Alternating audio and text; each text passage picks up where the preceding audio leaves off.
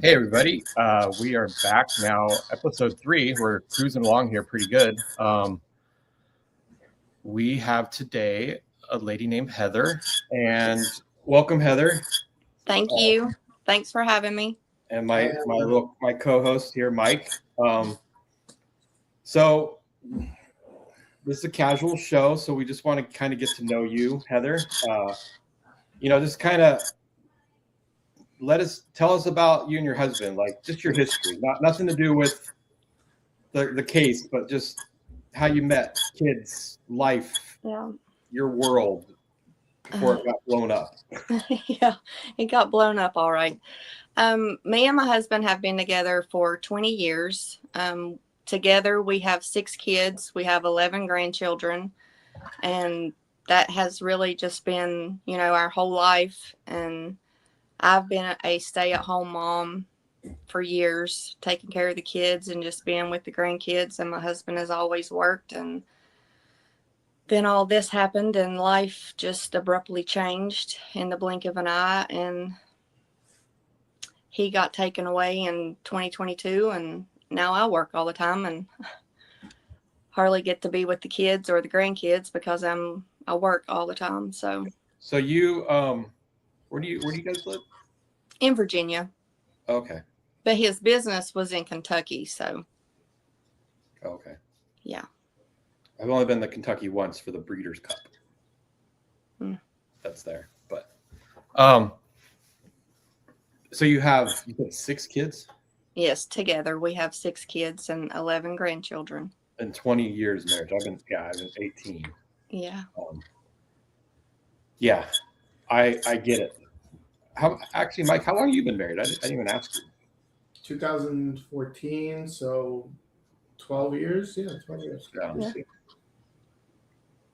2 kids, 13 and 10. Well, yeah, I mean, you read so many stories on cases, especially husband and wives, either charged together, like my situation, or just not charged together. And it's a testament to still be together, because I think the government's number one goal is to Tear you apart. separate you, so somebody snitches or like helps them take the other one down. And when Yeah. they can't get that angle, it just pisses them off, and then they just start making shit up. Yeah. They throw everything at you, that's for sure. And So, that's what was your husband's business? I'm sorry, what'd you say? What was his his business? Well, he designed and built like rotary kilns, calciners, that it's just a big machine and you could put like waste coal wood in it. And he made biochar, activated carbon, graphite, graphene. He could do charcoal, and the wood chips that you would smoke food with, like, he would do that kind of thing. But he Like the built pellets, like the pellet grilled ones, or this like the traditional wood chips? the wood, yeah, traditional wood chips. I'm a big smoker. I used to have catering companies. So Yeah. on the weekends when we had weddings, I would smoke almost anywhere from 80 to 150 pounds of tri-tip. Oh my We're in goodness. California, so we don't do brisket out here. We do tri-tip. So, Oh goodness. so I know that smoking world. When we stopped doing catering, I didn't want to see a tri-tip for years. He was over it. Yeah. Uh, And then, so how did he get targeted within this business? Was he an owner, or was he like just a? Well, in the beginning, in 2015, he was an owner of his business, and he built these machines and the calciners, and they were either to be, he built them to sell to other companies to do their own business, or he would set it up and run it himself. And in, I think it was 2016, he had met 2 other groups that he had sold these machines to, and everything kind of just, I don't know, maybe in 2018 is when things started getting pretty bad, because it's a really long story. There's a co-defendant in his case, actually, And she was working with another group. Well, he built these machines and he sold them to the companies, and then they were to form new companies that he would be a part owner in. He would just have like a percentage of this new company that they were building. And Which happens every day. I mean, yes, especially if you're possibly giving them a discount on equipment, you take a little percentage, and if they grow, then they can buy you out later on or something. yeah, I mean, yeah, that's it's normal business. Yeah. But where things kind of went south is one of the groups with the co-defendant, there was fraudulent bank statements that were emailed from my husband's email account, which he did not do. And the co-defendant had admitted in a letter back in 2018 that she wrote that, she was the one that did this from his email account, that made it look like it was him that done it. It was all, I guess, planned from. There's a third party that never got in trouble. He was actually called to be a witness for the government. And it was just a bunch of lies that were told on the stand. When you decide to go to trial to defend yourself, the prosecution will twist and turn every little thing that they can to make it look like you're guilty no matter what. Oh, yeah. This exculpatory evidence was withheld at the trial that proved that my husband was innocent. Her saying why she done what she done, the reasons that she done it, because of the things that were done to her. And, she was stalked, harassed. Her house was burnt down if she did not continue to agree to do the things that this other gentleman was asking her to do against my husband. So what happened? What happened to her? She's in prison too. Okay. Did she work a deal out, or did she fight it also? No, she was trying to fight it too, but the judge and the prosecution fought tooth and nail, did not want to hear really anything that they had to say. When they went to trial, the prosecution, back to 2018, my husband was on a recorded call with the FBI agent, and he actually told him about this letter that contained all the information that they were looking for and what actually happened. And at the end of that phone call in 2018, the FBI agent had said that at the beginning of 2019 that he would retrieve this letter. They would have a sit down and get together with my husband's attorney, and they would talk about things and see where to go from there. Well, they never reached out. They never retrieved the letter. So 4 years almost, I guess, from 2018 to 2022 was when they went to trial, actually. When it was brought up at the trial, they acted like it was the first time they had heard of this letter that contained this information. So the judge threw it out, wouldn't let the jury hear about it.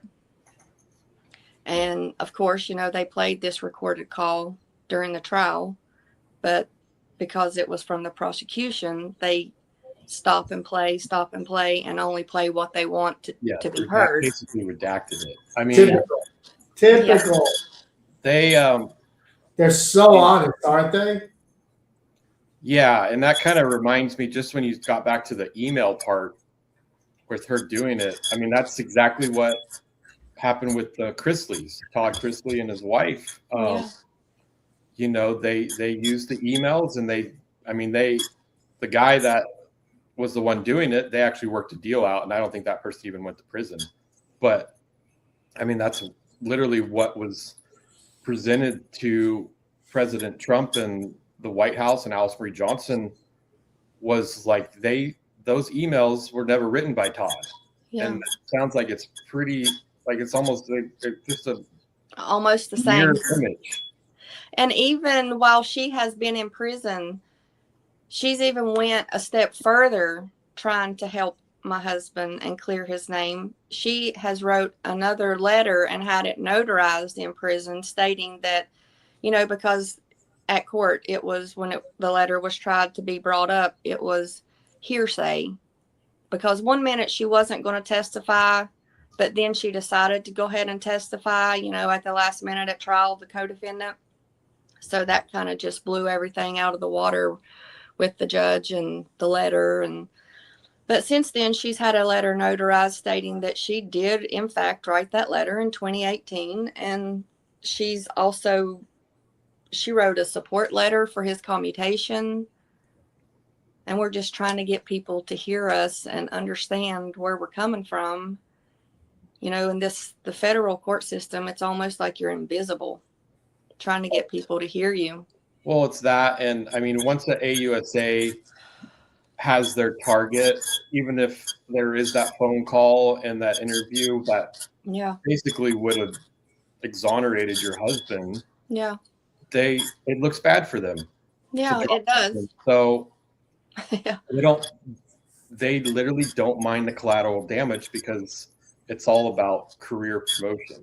Well, because and you decide to go to trial and defend yourself. That is, I think, looked upon harshly by them. So they are going to twist and turn and do everything that they can because they don't want to go to trial. They want you to take a plea deal. They want you to say you're guilty when you're not. And if you decide to go to trial, then, really I don't know how you win. You don't. Yeah. I forget. I think the win rate is like 1% or less than 1%. Yeah, because he ended up with 174 months, and the last day of their trial, they ended up taking him both of them into custody that day on October 13th of 2022, and he's been in prison ever since, and we've been fighting every day. Yeah. For nonviolent? The what? For a nonviolent crime, they didn't give him time. White collar, yeah, and it was and not even time for an appeal. Nothing. Come on. He had to be in prison. We did hire an attorney and do an appeal, but we tried to do a motion for release while he was doing appeal, but everything that we have sent to that judge in Kentucky has been denied.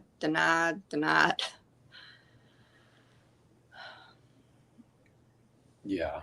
Yeah, it's been a mess. So what appeals? Sword. I know we've talked and you've done the 2255 also. Yeah, that's what we have actually right now. We were actually going to try to do like a compassionate release, where he's just recently, we had talked about it before he had his stroke in January. We were going to try to do the compassionate release just to see, but then his timeline was coming up for the 2255. So we went ahead and filed that. And then right after we filed that, is when he had the stroke. So. Because how old is your husband? 57. Okay. Yeah.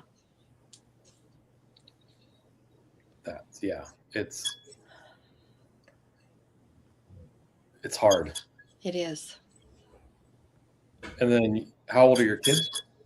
Our oldest, we have 2 that's 30 and 2 that is 28, and then a 22-year-old and a 21-year-old.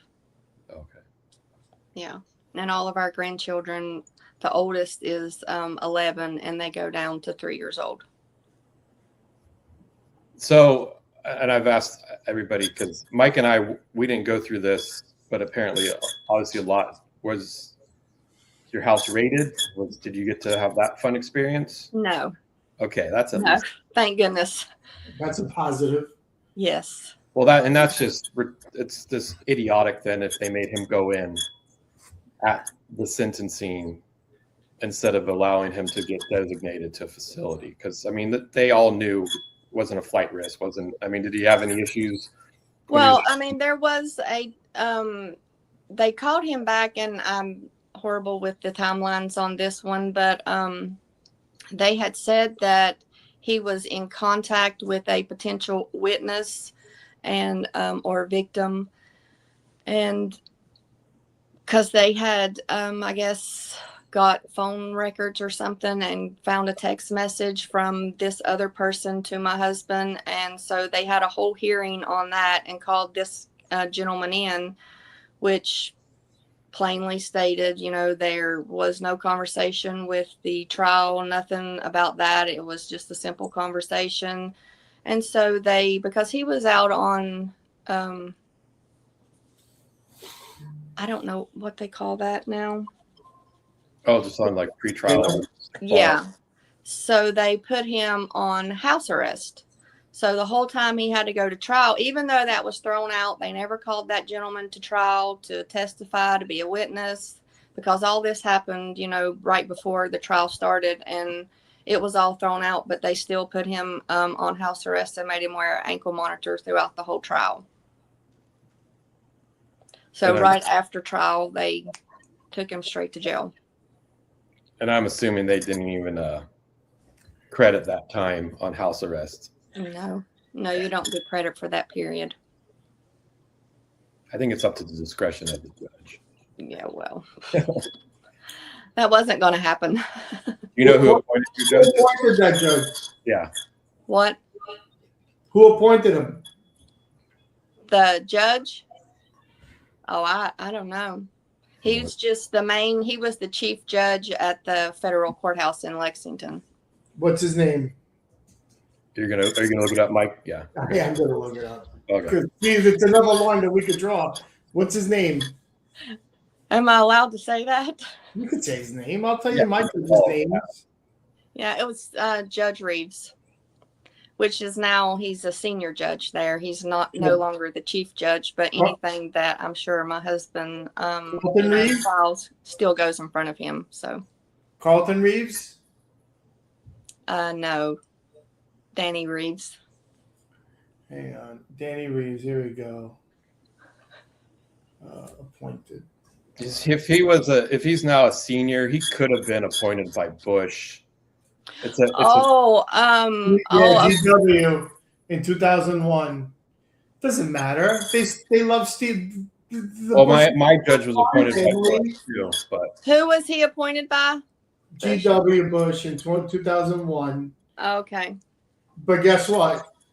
The only difference between the Bushes and the Clintons is that the Bushes never killed anybody.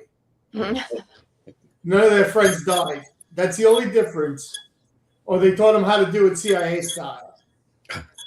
Right? That's the only difference.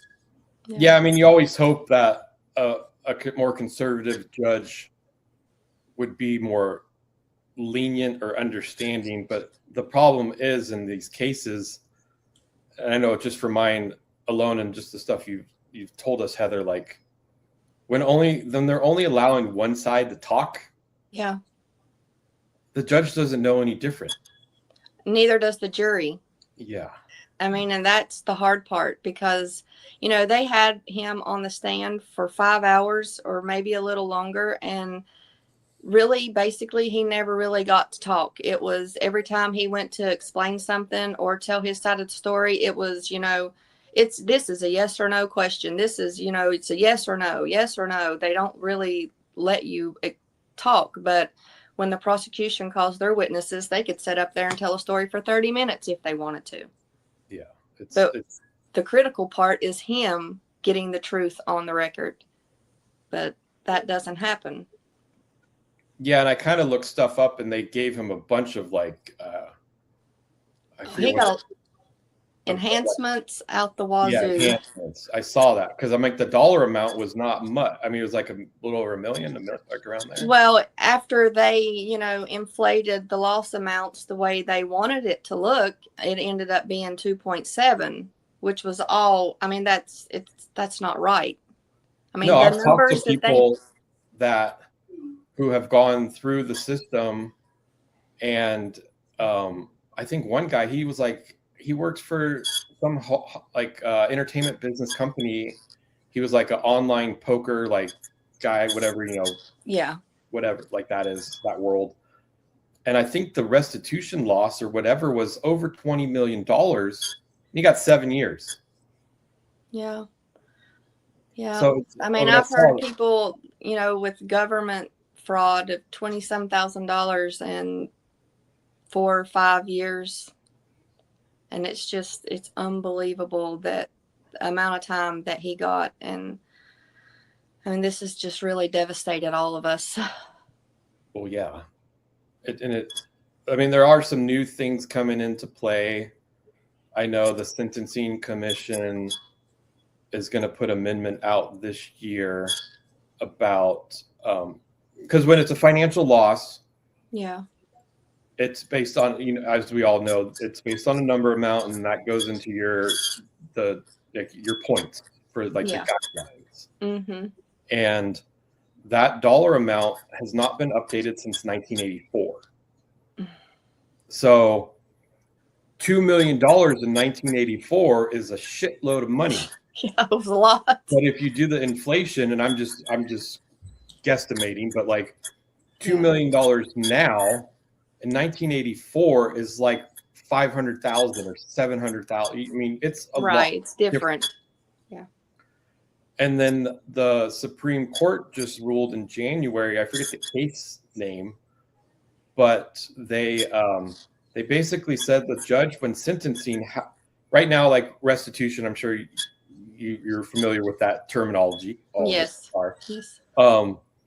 Is considered, the judges have considered it a fine, mm-hmm.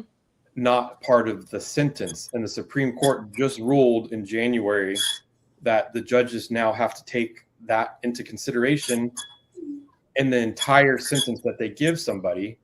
So they can't give someone the harshest amount of time and the harshest amount of restitution. They have to combine those and drop one or the other, is what I interpreted their ruling. Right. So I feel like there's going to be a lot once that goes in that's already in place, but then the stuff in November will go into place for the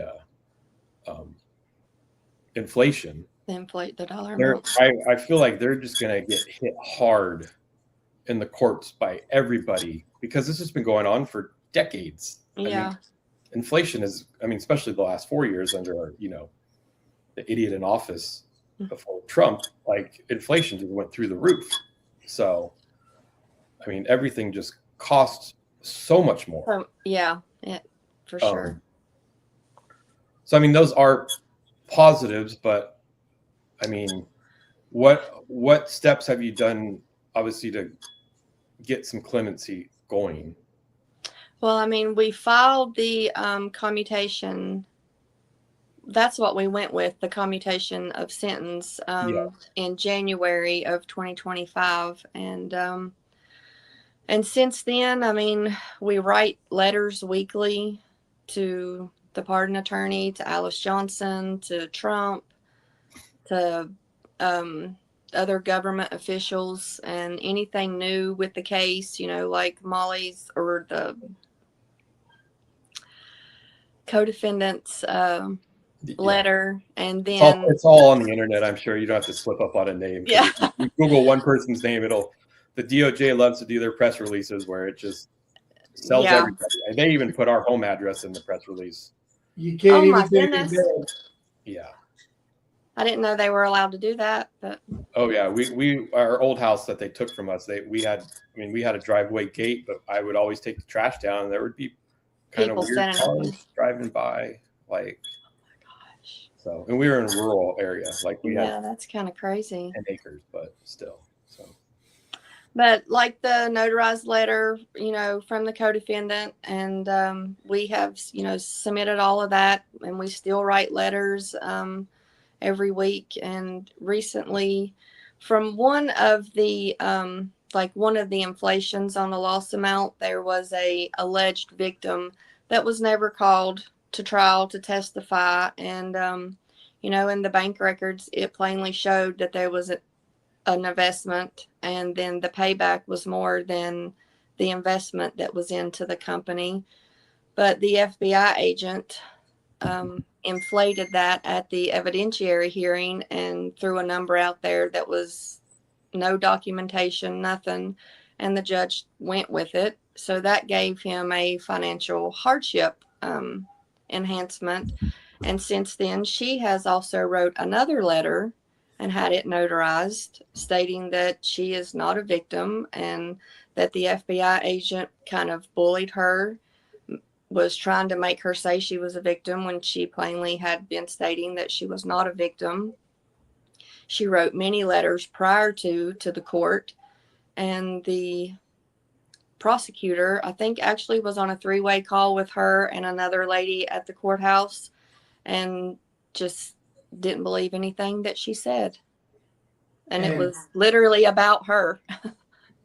Heather, have you filed, like, gone to your congressman and anybody else that you think could help? Like, where are you at with that? Because, you know, that's part of it, right? That's why the Twitter group got started, to Yeah. so many voices. I mean, I have wrote many letters to the congressmen, to governors, and a lot of them do send me back that they do not have control or say so on federal cases. And so I just write another letter and keep going to the next person and the next person. And, you know, we write Jim Jordan. And they really have to help you no matter what. So they're just brushing you off. I think maybe call. Are they red? Are they blue? Or is it mixed? Mixed. I'm just trying to reach out to anybody and everybody that will hear us, listen to us. And, you know, I even write them and ask if, you know, they would look into his case. I send them some information and case numbers, and if they could write a letter of support for his commutation and send it to the White House counsel, you know, Alice Johnson, to President Trump, to anybody. Yeah, no, I get the emotion you're going through. Like, nobody wants to listen. I wouldn't waste your time on anyone blue. Yeah. With the, obviously, because Trump's in office, and they now saw yes, that last definitely. week. They can't even, they don't even know how to fucking stand up. Yeah. So, I mean, their legs must be broken, or they all had, you know, their foot was asleep. Are you in Virginia, close to DC, or are you far? Am I close to DC? I think it's like 6 hours from me. Yeah. I'd say take a day and just go walk around and see who you could bump into, walk through. Yeah, that might actually be my next move. I have been honestly thinking about that for quite some time. Have you? I would start before DC. Like, look up how far your local representative or congressman, senator is. That's a Republican. Yeah. Make a day trip. Bring a kid with you. Try and bring a grandkid with you, maybe. Because all these congressmen, they're very family oriented. Yeah. And that's what we've also heard just about Ed Martin. He's big on family. I think he has 6 kids too. It's either 4 or 6. But anyways, I would start there and just try and, if you can, I know you have 2 jobs, which is already taking up all your time, but try and start there. And then another thing is to, I sent this book to Erin when she was at her camp, but that Martha Burns book, buy that on Amazon. I think it's $11, maybe a little more. It's like her play-by-play with her life.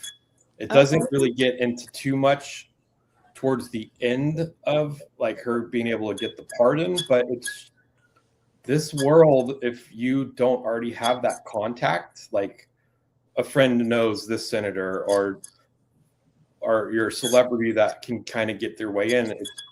It's a life that I've known just being a business owner, and I'm sure Mike as well. Like, it's all about just making contacts, seen, because a lot of people just don't have the time or don't think of it that way.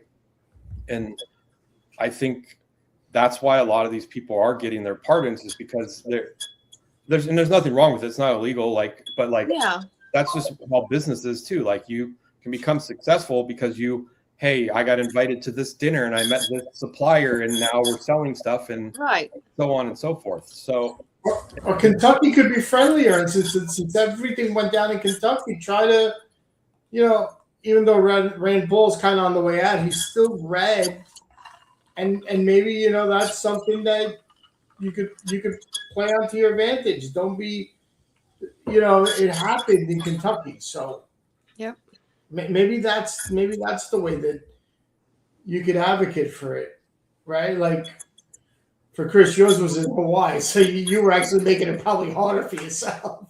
Yeah, I mean, I don't Try think that angle, right? and then I'm Hawaii and California, so any red people is far and few between. I think there's a handful of them, and that's They about drag it. them out to the middle of the ocean and throw them in, dump them Yeah. in the water. But yeah, even look into Kentucky to see if I would assume maybe Kentucky's more red than where you're at now. Yeah. Yeah.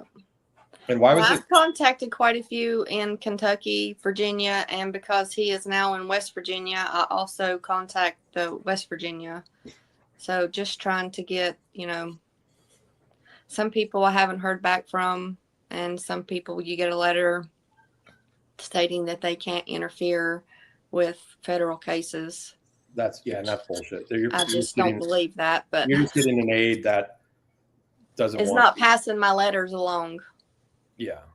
Right. You know what I do every day? I continuously, daily resend the email. Like it's a habit now. It's like every day I go send again, send again, send again, Yep. send again. Just resend. And I just keep resending it. And then start tagging, maybe start tagging publications like a news publication and let them see it, right? And then you continue to do another one. I have sent this and they write another stern one. I'm sick of being ignored, and resend it again. All you have to do is get one reporter picks that up. That, oh, look at this Republican guy ignoring this lady. That's it. That's you know what I'm saying. That's all you need. It's like just one person. It's like a water balloon filling up with drops of water. Eventually, the balloon's going to break. So, yep. And then Mike and I have also been we were on Silk Show, and I think we're getting Dr. Ron on, and I really want to push for you next, just because of the shit you've been dragged through, and especially your husband and the stroke and all that kind of stuff. I think she's trying to help behind the scenes, and she has the contacts. Right. Right. And that would be amazing.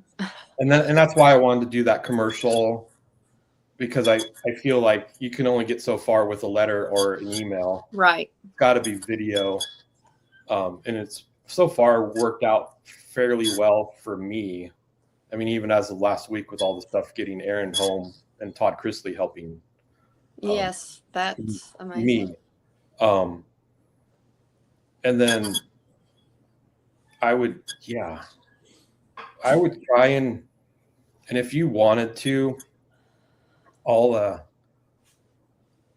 we need to figure out a congressman that's red.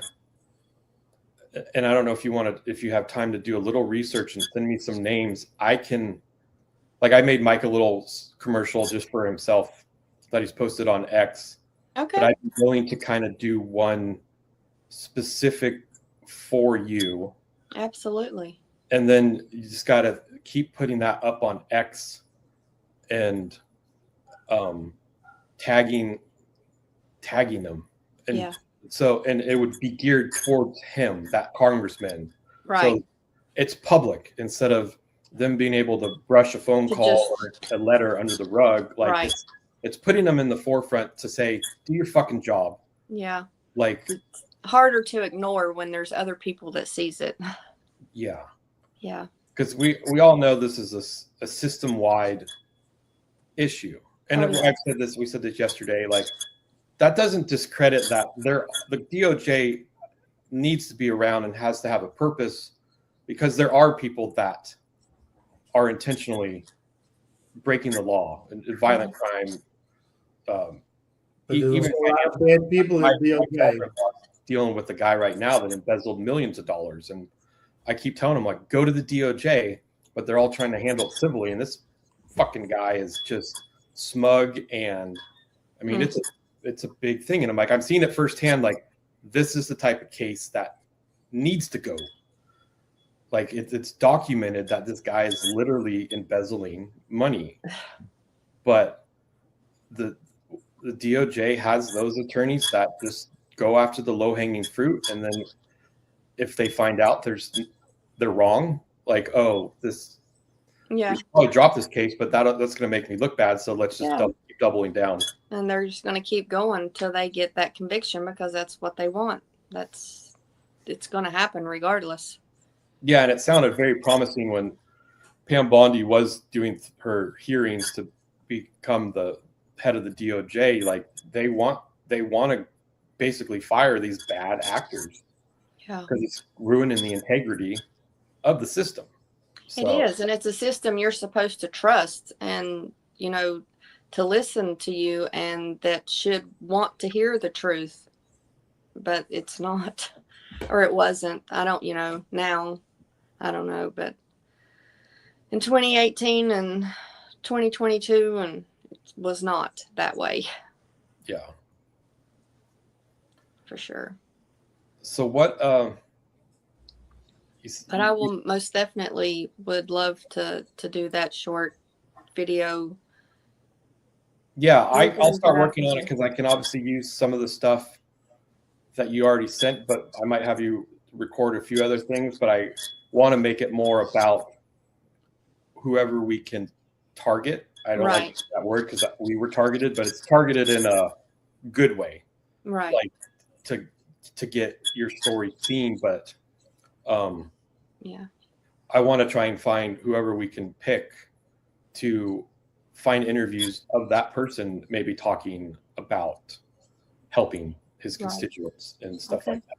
Yeah, absolutely. I'm on board with anything that I can do. Yeah, because I feel, and Erin, my wife, said this before too, like, they kind of fucked with the wrong person, because I think way outside the box and I get very aggressive. So this might be another career of helping people. I mean, that's a wonderful thing. We have to think outside of the box. We have to. Yeah, you do. Unfortunately, we have to. It's unbelievable what we all need to do to get the regular folk to actually care about the regular folk, when the government should care about us first. Yeah. And then just in some of the conversations, I won't get into details because I've been told not to talk about it. But from what I'm hearing, there's going to be some big things happening in the next 6 months with clemency.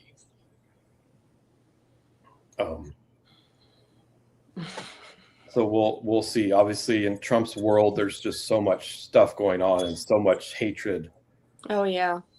Against him, and I think it's just because all those people are scared, because they've been doing shit wrong and corrupt for years, and now they're CYAing themselves. So yeah. I mean, Heather, maybe send an email to the pardon office and state that you need to speak to them, because it's your husband's health is imperative to you, and you want to go in there and bring in some facts and just plead his case. Just somebody that will listen. Yeah. I think everybody knows that the judges are garbage. I think it's becoming everyday knowledge. Yeah. Well, and most of them were prosecutors, so that just baffles me right there. A conflict of interest. Yeah, and how does that even work? So I mean, they're crooks. You're beat before you even step foot in there. They're all crooks. Yeah, I like your idea, Mike. I'm just trying to think more outside the box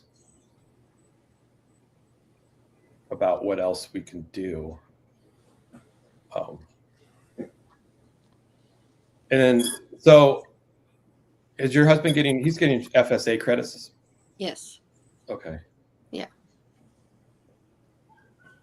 Because that obviously does help. I think it can only go up to a year. Yes. And then after you get your full year's credit, then it's supposed to start going towards home confinement time. Yeah, halfway house, home confinement. Yeah. Because you said 170 months? 4 months. Yeah. 14 and a half years. Okay. Yeah. And so, I mean, you take Did he 80, get 4? But 85. dating traffic people gets 4. So with the good time credit, how many years did that drop it off? Well, right now, I don't know that it's on the BOP site. It's February of 2034 is his release time, but in his last team meeting, it's like 2031. 20. Okay. Yeah, because I think the BOP one automatically just front loads all of that. The good time credit. So you get automatically the 15% off, but each month you work up. It starts out 10 days until your first team meeting, I think, and then you get 15 days off. No, it's your second one. So you get like a first team, and this is stupid because they want to see like if you haven't gotten into trouble. I'm like, okay, I understand that, but if the person hasn't gotten into trouble from their first team meeting, which they usually supposed to have in within 3 weeks, and then you have the second one after 6 months, why can't you credit the extra 5 days for that first 6 months? Right. Because it's the U.S. government, and like we say every day, like we said every day now, the less they have on you, the more they throw at you. Yeah, I mean, we're talking BOP, and I know Marshall is trying to change stuff. And he is trying. I'm not going to knock him at all because stuff Todd did directly with Marshall. And I mean, Aaron literally received a phone call from Rick Stover, who's the deputy, last Friday. And then he sent her a letter yesterday, or an email, like, because they just can email, because she has her cell phone now at the halfway house. And basically said he's gotten her moved along to basically come on federal location monitoring instead of being stuck at the halfway house. So, well, that is wonderful news. So that's why I feel like we can get creative for all of these people. Yeah. It's just about getting seen.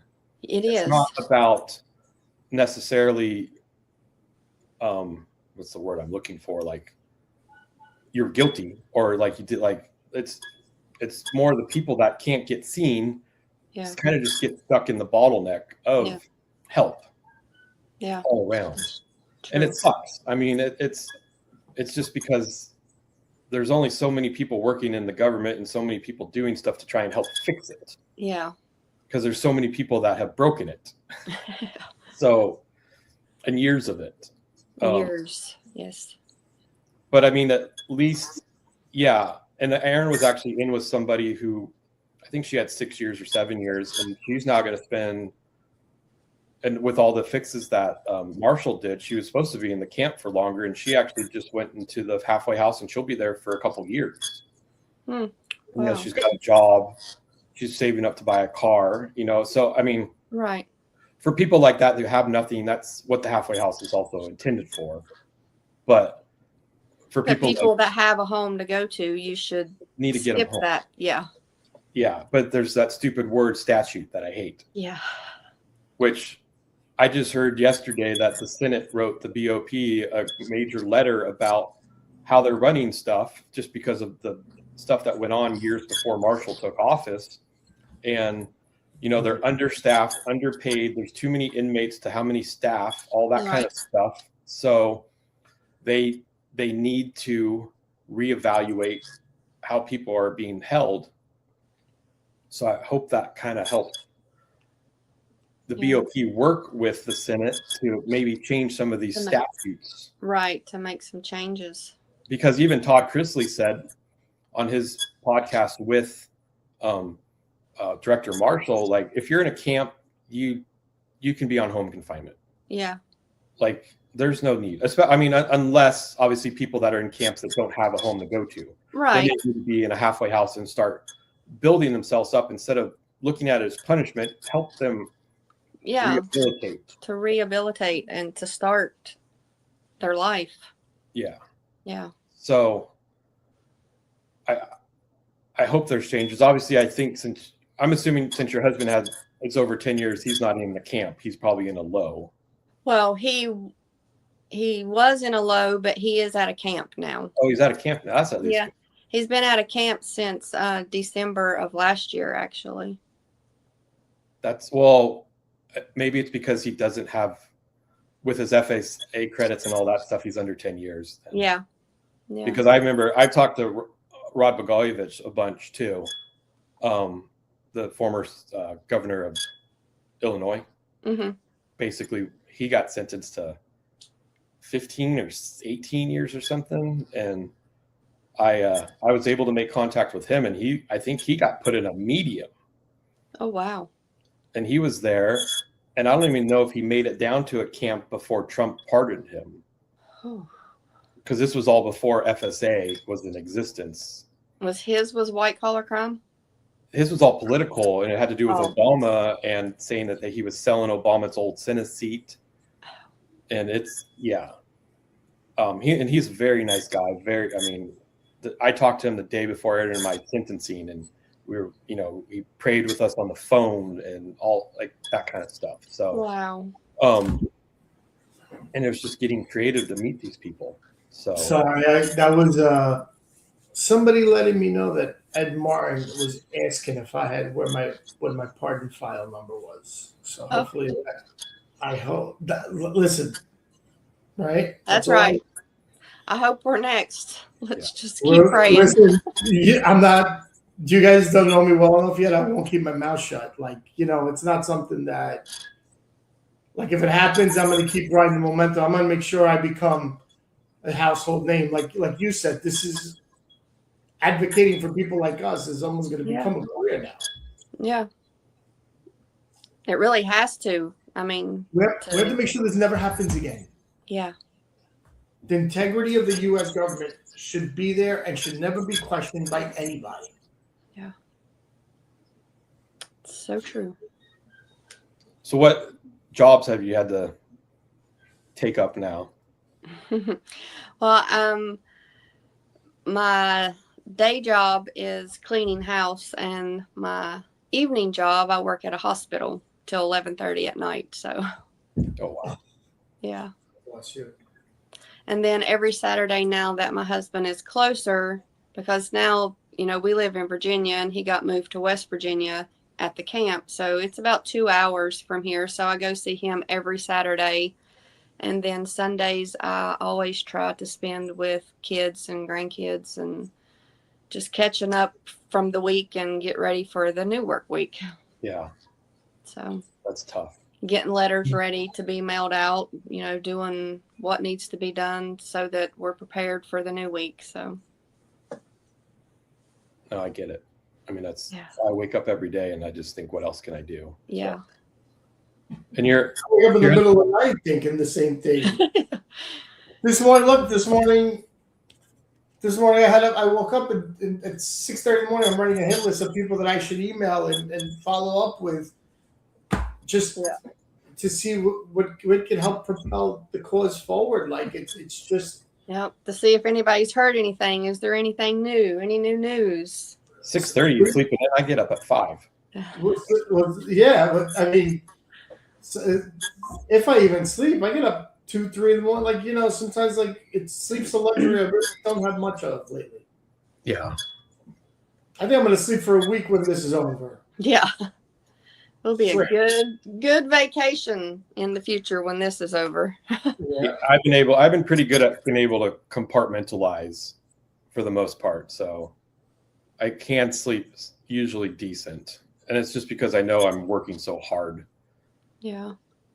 So that helps me. It's just stressful too, just knowing where he's at, what he goes through on a daily basis. And it's just not fair, that they get ripped away from you, and they have, not only we have to learn to live without them while this is going on, but I mean, they're thrown into the mix of the crazy, just unknown, and it's scary.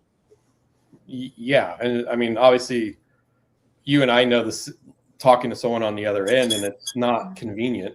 They say it's all about family ties, but really, it's not. And the federal system is so archaic compared to the state.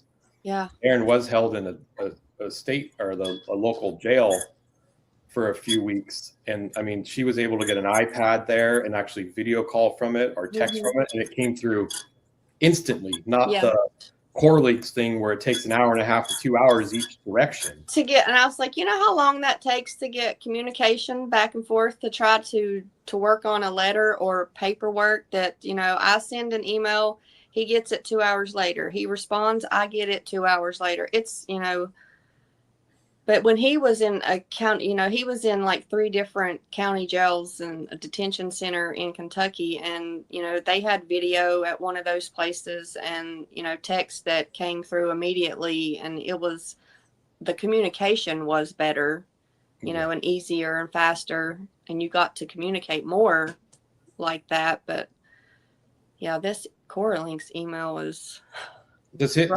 Is he allowed to? Because I know Aaron was actually able to book 3 Corelinks 25-minute videos a week. So I don't have video where he's at. Okay, because I read things like it depends on the facility, or sometimes they just took it all away from the guys' facilities, and it's only for the female because it's a one size fits all. They don't think the guys need to see their kids, but they think the kids need to see the moms. See the moms. Yeah. So.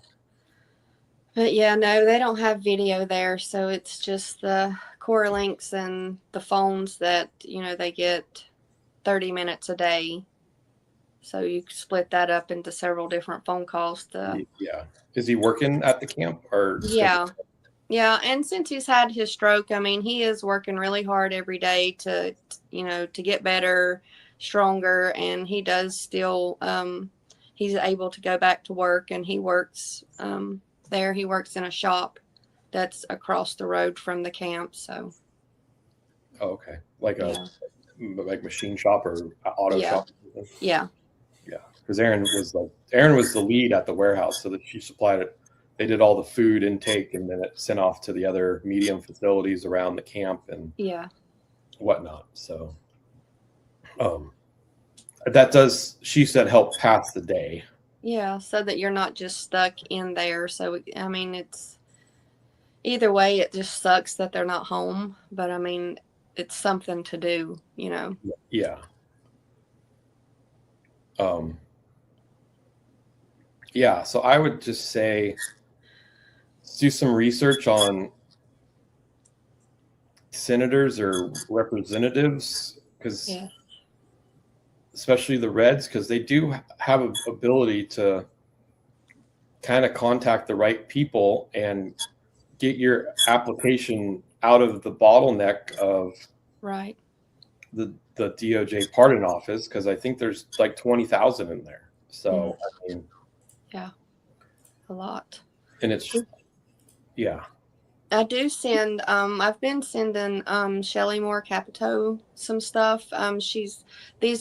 She's West Virginia, and then Jim Jordan. So we send them letters, and I just sent out one last week and this week, and I sent information, and I always add, you know, his commutation information and his case information, anything new that's going on, and just keeping them updated, and ask for their support in his commutation. Yeah. And then, so the 2255, did it limit you basically to basically ineffective assistance of counsel, or were you able to do other stuff in there? Yeah, he did the ineffective assistance of counsel, the actual innocence, and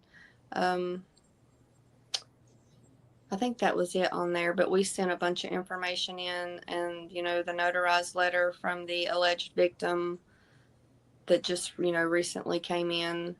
So.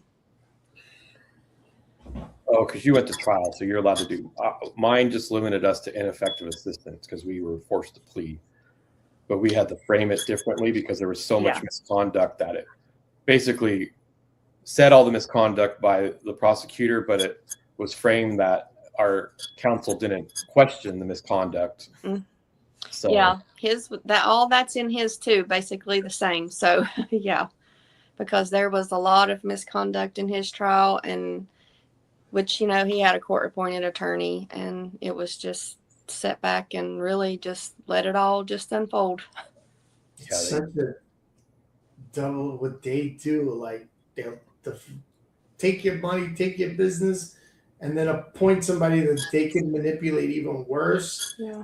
They pull a guy from they pull the guy who barely graduated law school to be your attorney, so they can, and then they twist all the lies, and the judge helps them all the way across. I mean, it's absurd. It's ridiculous. His co-defendant, I guess it's at the evidentiary hearing where you can do your allocution, or is that sentencing? That may be sentencing, where you get to you get up and you can speak on your behalf. Is it what? I think that's sentencing. Yeah, it is at the end. And his co-defendant, she wrote a 12-page allocution for herself. So, and we had that. Her sister gave it to me, and it was passed on to his attorney. It should have been used in his defense because it had exonerating information in it, and his attorney said that he couldn't use that. It was going to make the judge mad. And who says stuff like that if it's something that's going to be helpful for your client? And why would the judge be mad? Right. I mean, I heard, don't piss the judge off. You don't want to make him mad. Don't, but my lawyers are allowed to call me and say, oh yeah, Judge Furman can't wait to throw you guys in jail. Yeah. That's allowed. I mean, come on.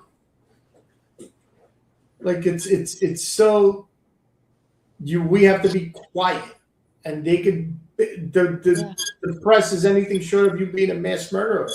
And when you're quiet, how does the truth get out? I mean, they're trying to suppress it. It's supposed to happen in court, but when they block it all, it's just idiotic. It just doesn't. And what's on the record and what is in the transcripts is what they want on the record and in the transcripts for other people to read and see. The truth never makes it there. Yeah. Right. I used our transcripts basically for all of misconduct because I had all the documentations basically saying they lied on this. Here's the document. Yeah. They lied on this. Here's the document showing that they lied. It wasn't. We've sent many letters to the to Ed Martin with the same thing. Proof, and from the trial transcripts and all of that, and then there's documentation in the discovery. The government's own discovery that disputes what they're saying and what they're allowing to happen in court, and their witnesses to get on the stand and tell lies. I mean, and nobody said anything. No feedback? No. I mean, we get letters back from the pardon department saying, that this has been added to his file, because we always ask anything that we send that's new for it to be added to his commutation case. So, we have gotten, and he's gotten some letters back, at the camp also, and emails to his unit leader saying that, they received his letter and the information has been added to his case file. So, I mean, that's a plus, and that shows that they are getting our letters and they're getting our information. Yeah, I have to take the ride, and unfortunately, I mean, if I could take the ride, I would. You know what I mean? I'd be sleeping. I'd have a tent somewhere in one of the parks, sleeping outside, waiting to catch somebody. You know what I mean? It's. You might have to take the ride now increase maybe the email output because his health's the problem. Yeah. And most definitely. Start in the email, start taking, who knows, Real America's Voice, Fox News. After the fifth time, if you get no reply, then maybe you might need to do that, because God forbid his health deteriorates a little bit more. The media's going to be all over it. The media's going to be all over it. Yeah. Right? And you don't want that. And nobody wants that. But it's almost like it has to happen. It needs to be caught by the right person at the right time. And to do something. It's almost like you're going to get criticized on everywhere if you do this wrong. and there's an appetite for criticizing the administration. I don't want to criticize the administration. That's the last thing I want to do. Yeah. You know what I mean? I think this is an administration. It went from evil, from Satan to God now. You know, but there's too many demons around God, around the angels right now. Yeah. Well, there's just so much unchecked power in these districts. That's I think the biggest complaint, and I've heard even Kash Patel talk about this. You know, he's in DC and they're trying to clean up the FBI. I mean, they fired like 10 more people last week, but he's just like, there's so many rogue agents and prosecutors that aren't listening to our directives. Didn't he fire the guys that would keep an eye on him? I think it was more than that. And it was because those led to the Mar-a-Lago raid, and they were also monitoring him. So they're helping themselves out, right? Where's the regular folk getting taken care of still?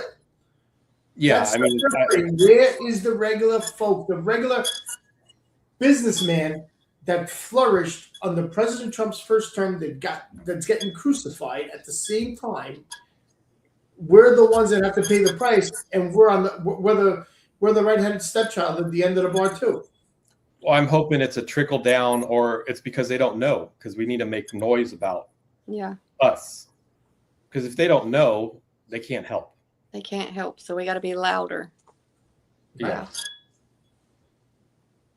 So I meant to ask you for the 225. Where is it in the process? Because I know, like mine, it was submitted at the end of January, and then they sent it to the government to reply, and so the AUSA actually asked for an extension on ours. So I didn't know where you are in that. Ours has his has been filed on Pacer. Right now we're just waiting, I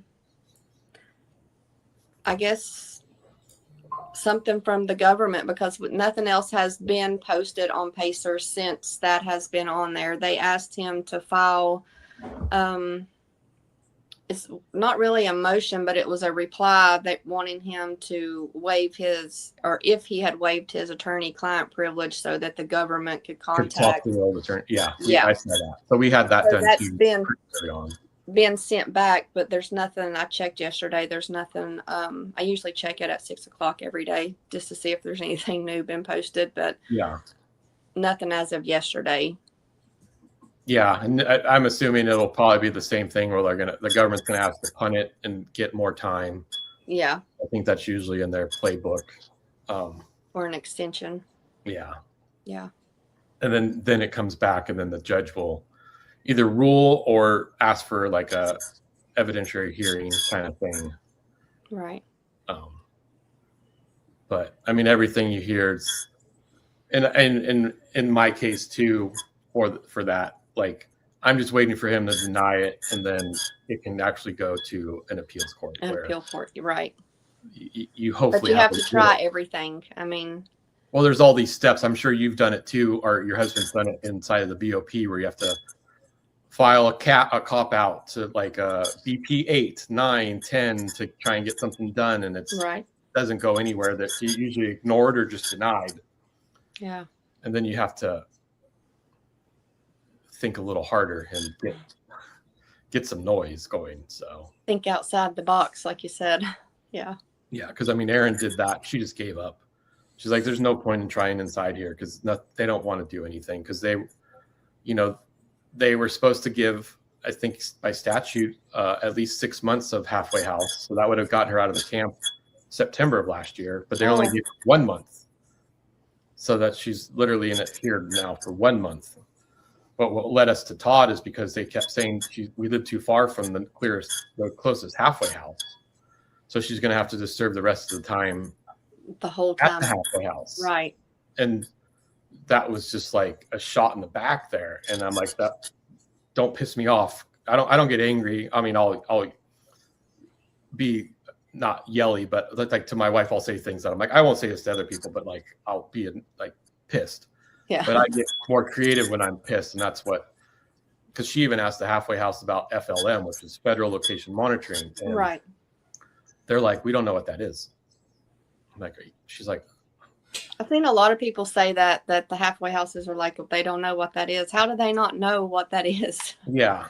So that's when I got creative with Todd Chrisley. And I mean, like I said, he's been a genuinely super nice person. He doesn't know me from Joe Blow, but I was Right. able to contact. The same with Roger Stone and other people. Like once you you're able to get your story, and that's what I'm hoping we can do with you to Yes. a congressman, and then even just through Mike. That's why Mike and I wanted to start this, is to get More awareness. but like people to see your face. Yeah. It's so hard when you're stuck in California or Florida and you can't my wife would always give me shit because I hated talking to people on the phone. I would, instead of calling Best Buy to ask about a router or a cell phone case, I would just drive down there because I like that face to face In person. Right. and it's hard to do that when you're limited on your travel or That's your true. case ability to do that, because you have to now be a pseudo mom, grandma, Yeah. and provider of the house. Yeah. A roof over your head. So I don't think AUSAs or judges know or care about that collateral damage. Yeah. They don't care. I don't think they do. They know. They know, and they want to divvy up all the money they could steal and all that other part of it is just for them. It's their way to make millions of dollars and say they work for the government for $200,000 and bonus themselves out millions. Yeah. My company, that they're claiming that the whole $483 million is a loss. There's not one harmed customer. There was not one customer loss. There was not one customer complaint. But Wow. the whole fund is a loss, and due to us give restitution when we're out of jail, which is ridiculous. We've proven that there is no loss. We've proven that the company was running at a surplus. The person they gave the company to has generated 20 to 30 million in revenue. And they For your That's case, crazy. Mike, it almost sounds, and you and I have talked privately about Trevor Milton and his case where he got pardoned, but with the electric semi trucks he was doing. And at sentencing, it was brought up that they were on the road, they were being sold, and the prosecutor made it sound like it was this big scam and they never produced the trucks. They were just getting investor money, and the judge found out and it pissed him off. And he still had to sentence him, but he basically said, I'm not giving you a surrender date because I'm assuming you're going to appeal this, because he saw how the prosecutor hid so much Oh, wow. at sentencing, because he literally flat out asked the prosecutor, well, are these semi trucks like functional? They're on the road. And her response was, well, I think there's a seatbelt recall right now. And the judge is just like, are you kidding me? Every car has a seatbelt recall. There's some Like, kind that's of. way different than they never made the trucks. They allowed the prosecutors to block. They allowed the judge. They blocked the numbers, which I've always said the math is what always set me free. And they found at the last minute, the pretrial conference, to block us from allowing them proving that the numbers were wrong. They were wrong, and we were right on every step of the way, and they blocked it. And the judge allows it because he's getting a taste of that money too. Yeah, I think yours is a classic appeals overturn, because appeals court hears that, and they're gonna usually 9 out of 10 times allow that information. Depends how corrupt the appeals judge is, which is still. Well, you usually have 3 judges in an appeals. Yeah. So I don't know why they don't do that in regular court. It's the Second Circuit, so I don't even know what that is. It's probably New York based. It's still. I'm still in the den of the devil. as I Yeah, I call it. know Trump has tried to stack the appeals courts more. Like even in California, I want to say it's pretty close to 50-50 Democratic appointed and Trump appointed in the appeals courts now. So, and it's all lottery based situation. I mean, obviously, I'm just trying to think outside the box on other avenues to help you sleep. But I mean, we're all here for the same goal. That's right. Basically, to get this to upper management. Yes. Someone that can help. We're on the phone with That's customer cool. service, supervisor. Like, Yeah, that's all I do when I call those numbers. Operator. yeah. I'm still screaming operator. And back to like why Mike and I wanted to do this is because I've done a lot of research on Alice Marie Johnson, and you know, I've said this on every episode we've had, but like she would still be in prison right now if she hadn't done an interview similar to this. Right. Kim Kardashian saw, and then that's what that Spark. voice was Yeah. so loud.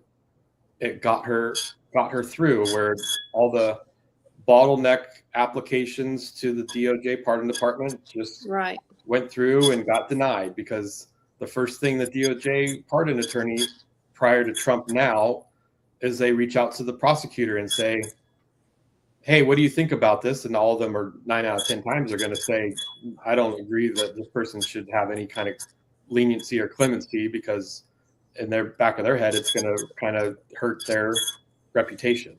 Right. So now we just got to find our person. yeah. And Mike and I are working on it. Yeah. So, yeah. So yeah, I mean, that's kind of what we envisioned for this. And we want to And keep I'm grateful for this opportunity. I really am. So I don't know I know you got to get to work. So I don't know if there's anything else you want anybody to know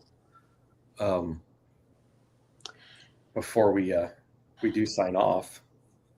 I mean, it's just, you know, I just would like for my husband's voice to be heard, and I would like for him to be seen for the person that he is and not the person that the prosecutors and FBI painted him to be.